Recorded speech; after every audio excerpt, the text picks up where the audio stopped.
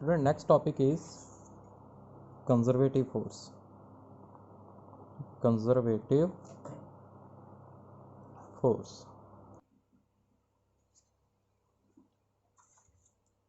ठीक students, conservative force करन लगे हुण आपां। कंजरवेटिव फोर्स वो फोर्स आ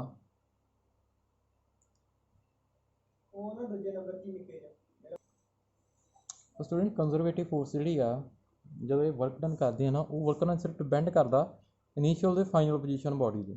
ਠੀਕ ਆ, ਉਹ ਪਾਥ ਤੇ ਡਿਪੈਂਡ ਨਹੀਂ ਕਰਦਾ ਕਿ ਕਿਹੜੇ ਪਾਥ ਤੇ ਜਾ ਰਹੇ ਆ। ਜਿਵੇਂ ਦੇਖੋ ਇਹ ਆ, ਇਹ ਬਲੌਕ ਆ, ਇਹਨੂੰ ਆਪਾਂ ਲੈ ਕੇ ਜਾਣਾ ਇਸ ਪੁਆਇੰਟ ਤੇ। ਇਹਨੂੰ ਆਪਾਂ ਇਸ ਪਾਥ ਦੀ ਵੀ ਲੈ ਕੇ ਜਾ ਸਕਦੇ ਹਾਂ, ਇੱਧਰ ਦੀ ਵੀ ਲੈ ਕੇ ਜਾ ਸਕਦੇ ਹਾਂ, ਇੱਦਾਂ ਸਟ੍ਰੇਟ ਵੀ ਲੈ ਕੇ ਜਾ ਸਕਦੇ ਹਾਂ।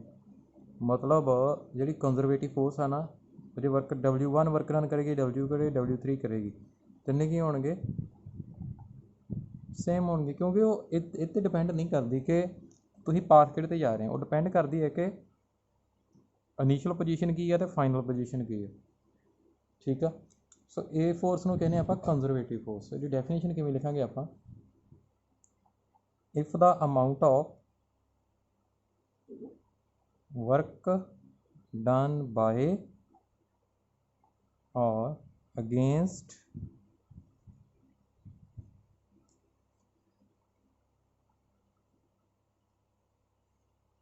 a force depends only on the initial and final positions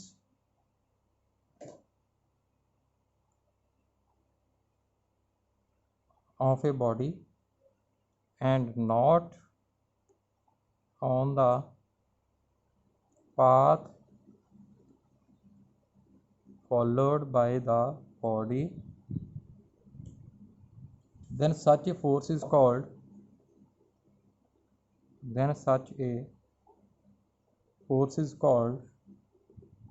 a conservative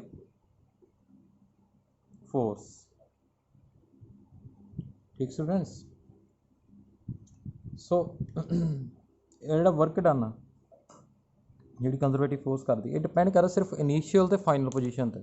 ਤੁਸੀਂ ਇੱਥੋਂ ਲੈ ਕੇ ਇੱਥੋਂ ਤੱਕ ਜਾਣਾ ਤਾਂ ਇੰਨਾ ਵਰਕ ਡਨ ਕਰਨਾ ਪੈਣਾ ਨਾ, ਇੱਥੋਂ ਇੱਥੇ ਲੈ ਕੇ ਜੋ ਵਰਕ ਡਨ ਕਰਨਾ ਉਹ ਸਿਰਫ ਕਿਤੇ ਡਿਪੈਂਡ ਕਰੇਗਾ, ਇਨੀਸ਼ੀਅਲ ਤੇ ਫਾਈਨਲ ਪੋਜੀਸ਼ਨ 'ਤੇ। ਜਿਵੇਂ ਸਟ੍ਰੇਟ ਪਾਥ ਸਿੱਧਾ, ਉਹਨੂੰ ਇਹ ਨਹੀਂ ਕੋਈ ਮਤਲਬ ਤੁਸੀਂ ਐਂ ਦੀ ਪਾਥ ਦੀ ਗਏ, ਇਸ ਪਾਥ ਦੀ ਗਏ, ਇਹ ਤੋਂ ਇੰਡੀਪੈਂਡੈਂਟ ਆ, ਜਿਹੜੇ ਮਰਜ਼ੀ ਪਾਥ ਦੀ ਲੈ ਕੇ ਜਾਓ।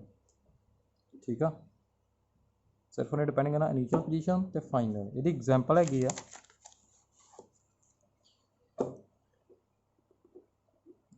ਐਗਜ਼ਾਮਪਲ ਕੀ ਹੈਗੀ ਇਹਦੀ? ਗ੍ਰੈਵੀਟੇਸ਼ਨਲ ਫੋਰਸ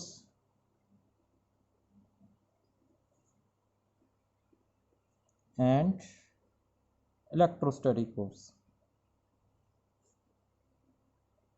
ਇਹ ਕੰਜ਼ਰਵੇਟਿਵ ਫੋਰਸਿਸ ਨੇ।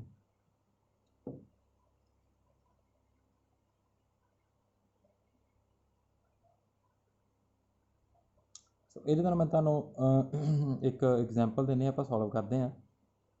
ਜਿਵੇਂ ਕਿ ਵਰਕ ਡਨ ਬਾਏ ਦਾ ਗ੍ਰੈਵੀਟੇਸ਼ਨਲ ਫੋਰਸ ਆ ਲਿਖਿਆ ਨਾ ਆਪਾਂ। ਜਿਵੇਂ ਮੰਨ ਲਓ ਇਹ ਬਲੌਕ ਆ, ਇਹਨੂੰ ਮੈਂ ਇੱਥੇ ਲੈ ਕੇ ਜਾਣਾ ਇਸ ਹਾਈਟ 'ਤੇ, ਇਸ ਅਰਥ ਦਾ ਸਰਫੇਸ ਆ। ਇਹ ਹਾਈਟ ਇੱਥੋਂ ਹੈਗੀ ਆ H, ਇਸ ਪੁਆਇੰਟ 'ਤੇ ਕਿੰਨੀ ਹੈਗੀ ਆ? H। ਸੈਂਟਰ 'ਚੋਂ ਲੈਣਾ ਡਿਸਟੈਂਸ। ਠੀਕ ਆ, ਇੱਥੋਂ ਨਹੀਂ, ਸੈਂਟਰ 'ਚੋਂ ਲੈਣੀ ਹਾਈਟ ਇਹਦੀ। ਇਹ ਵੀ ਦੱਸਾਂਗਾ ਕਿਉਂ, ਅਗਰ ਨੈਕਸਟ ਟੌਪਿਕ ਆਏਗਾ ਨੈਕਸਟ ਚੈਪਟਰ ਦੇ ਵਿੱਚ। ਤੁਸੀਂ ਇੱਥੋਂ ਇੱਧਰ ਨੂੰ ਗਏ, ਇੱਕ ਤਾਂ ਪਾਥ ਹੀ ਹੈ ਡਾਇਰੈਕਟ ਇੱਥੋਂ ਇੱਥੇ ਲੈ ਕੇ ਗਿਆ ਬੋਡੀ ਨੂੰ, ਇੱਕ ਇੱਧਰ, ਫਿਰ ਇੱਧਰ, ਫਿਰ ਇੱਧਰ, ਫਿਰ ਇੱਧਰ। ਠੀਕ ਆ, ਮੰਨ ਲਓ ਹਾਈਟ ਹੈਗੀ H1, ਇਹ ਹਾਈਟ ਹੈਗੀ ਹੈ H2, ਇਹ ਹਾਈਟ ਹੈਗੀ ਆ H3, ਇੱਥੋਂ ਹੀ। ਠੀਕ ਆ, ਹੁਣ ਪਾਥ ਆਪਾਂ ਫੋਲੋ ਕਰਦੇ ਹਾਂ। ਇਹ ਪੁਆਇੰਟ ਹੈਗਾ A, B, C, D, E, F। ਪਹਿਲਾਂ ਵਰਕ ਡਨ ਆਪਾਂ ਦੇਖਦੇ ਹਾਂ। ਬਲੌਕ ਨੂੰ ਇੱਥੋਂ A ਪੁਆਇੰਟ 'ਤੇ ਲੈ ਕੇ ਜਾਣਾ, A ਤੋਂ B 'ਤੇ। ਵਰਕ ਡਨ A ਤੋਂ B। ਹੁਣ ਦੇਖੋ ਗ੍ਰੈਵੀਟੇਸ਼ਨ ਫੋਰਸ ਕਿੱਧਰ ਨੂੰ ਲੱਗੇਗੀ? ਨੀਚੇ ਨੂੰ ਲੱਗੇਗੀ ਨਾ, mg -mg, ਹੈ ਨਾ।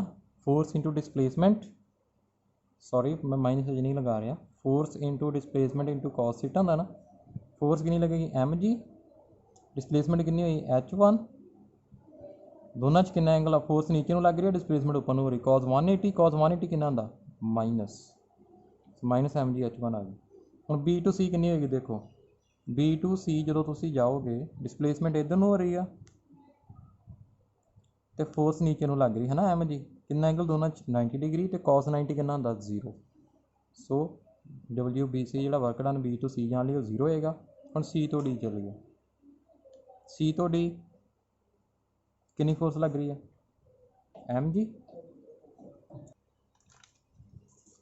So next is work done to displace the body from point C to D. So formula for work done is force into displacement into cos theta. Theta is the angle between force and displacement. Now the force is mg and displacement from point C to D is h2. And angle between force and displacement is from C to D. Force is acting in downward direction and displacement is in upward direction. So there is 180 degree angle between force and displacement. So here is cos 180 degree and cos 180 minus 1. So this becomes minus mgh2. Okay.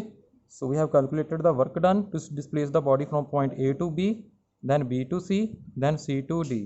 So next is from D to E. D to E same. Work done is 0. Why? The reason is angle between force is acting in downward direction and displacement is along the horizontal. From D to E again work done is 0. The reason is angle between force and displacement is 90 degree. Okay, force is acting in downward direction and displacement is along the horizontal, so angle is 90 degree, so cos 90 degree is 0. So it becomes mg into displacement into cos 90 degree, cos 90 is 0, work done is 0 to displace the body from D to C, D to E. Okay, next is work done to displace body from E to F. Same, you have to use the same formula. Now the angle between force and displacement is 180 degree. Force is acting in downward direction, gravitational force, okay, and displacement in upward direction. Again cos theta is 180 degree, so cos 180 degree is minus 1, so this becomes minus mgh3.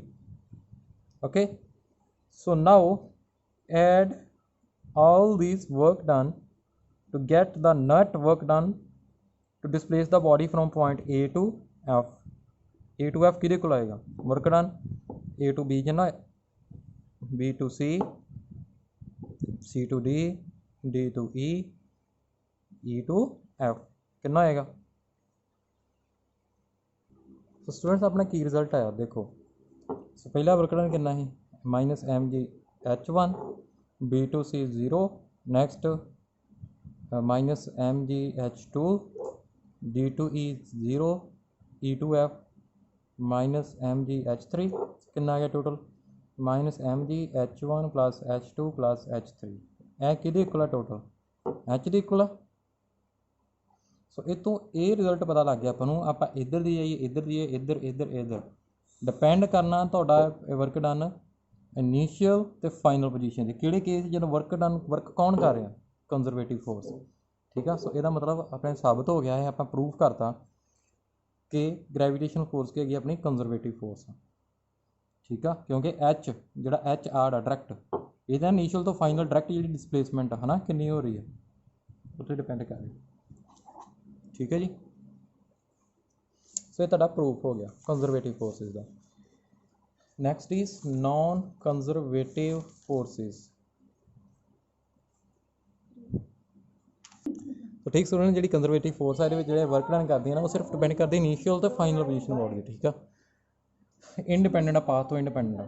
Next की करिए one more thing कि जो work done by conservative force आ around closed path वो की होंदा 0। वर्क done बाय ए कंजरवेटिव फोर्स around a closed path is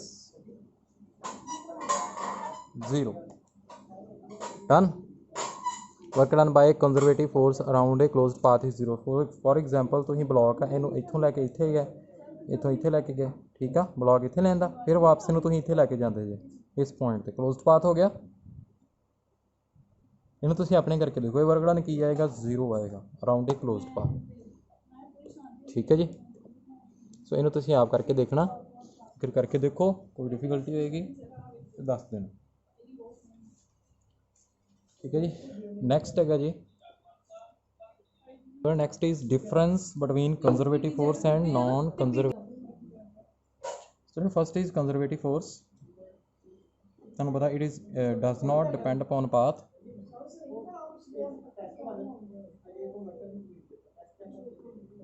next is ये डिपेंड करती है non conservative, does depend on path. So work done by the conservative force around a closed path is 0. But in case of non-conservative force, work done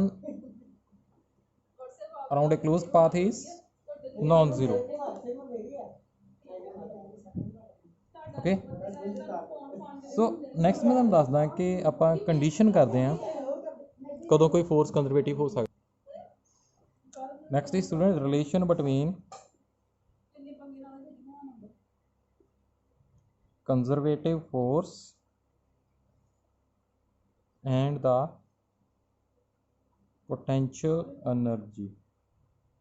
okay जी, हुण ये relation करते हैं आप देखो, आपां कीता है ना कि ग्रेविटेशनल फोर्स आ जिहड़ी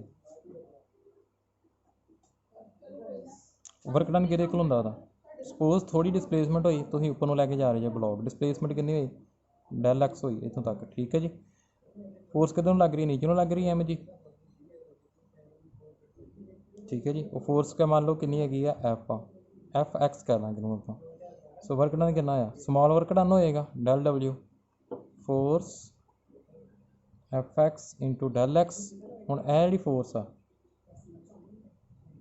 ग्रेविटेशनल फोर्स जी इनू डिसप्लेस कर रही है ना, वर्क डन इतने कर रही है, माइनस होएगा ना क्योंकि दोनों 180 डिग्री एंगल आ, डिसप्लेसमेंट ऊपर नूं नीचे नूं, ठीक है ठीक स्टूडेंट्स। सो जी अपनी ग्रेविटेशनल पोटेंशियल एनर्जी है, हुणे नैगेटिव वर्क डन हो गया ना, जी ग्रेविटेशनल पोटेंशियल एनर्जी है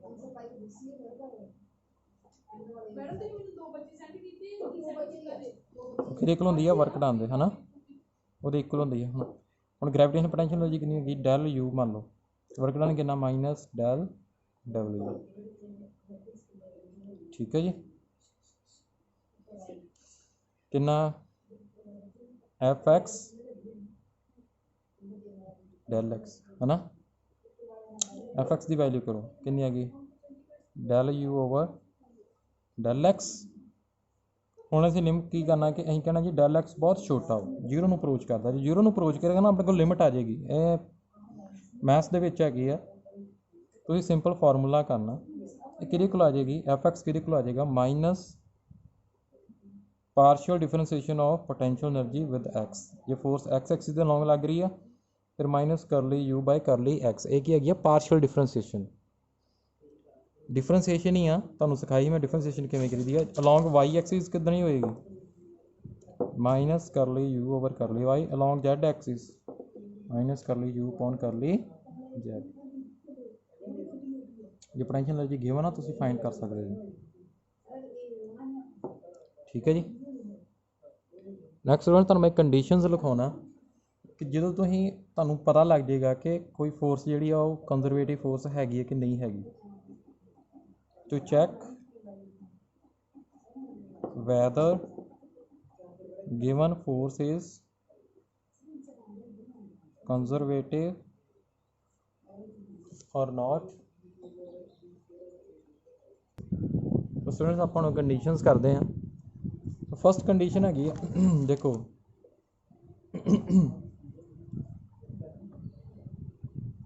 ऐ कर लो तुम सपोज थोड़ी फोर्स एफ आ कंजरवेटिव फोर्स आई कैप एफ वाई जे कैप प्लस एफ जेड के कैप। जो चेक करना की करोगे तुसीं करली एफ एक्स ऑन कर डिफरेंशिएशन ना एक्स एक्स एफ एक्स की फोर्स लॉन्ग एक्स एक्स की डिफरेंशिएशन किहना कहना वाई ना वो कि इक्वल होनी चाहिए है इन्हूं उल्ट कर देना।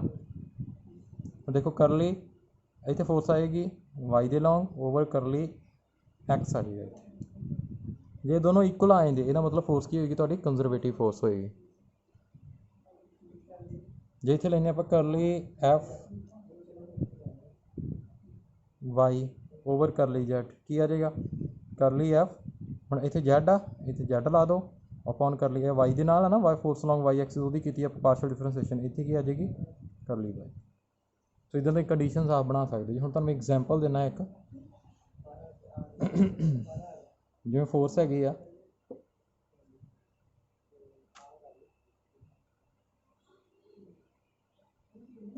यह फोर्स आ एक्स आई कैप प्लस वाई जे कैप।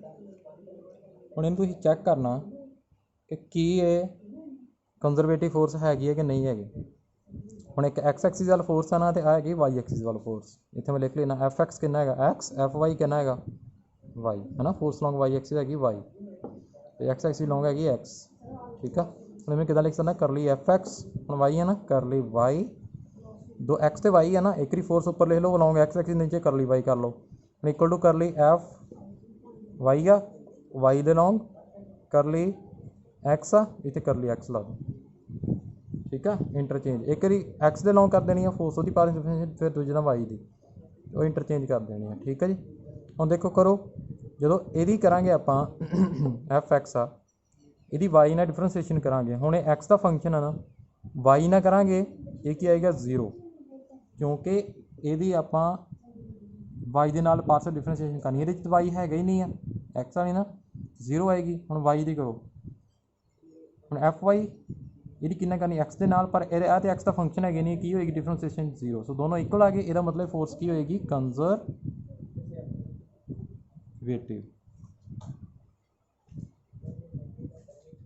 ठीक स्टूडेंट्स।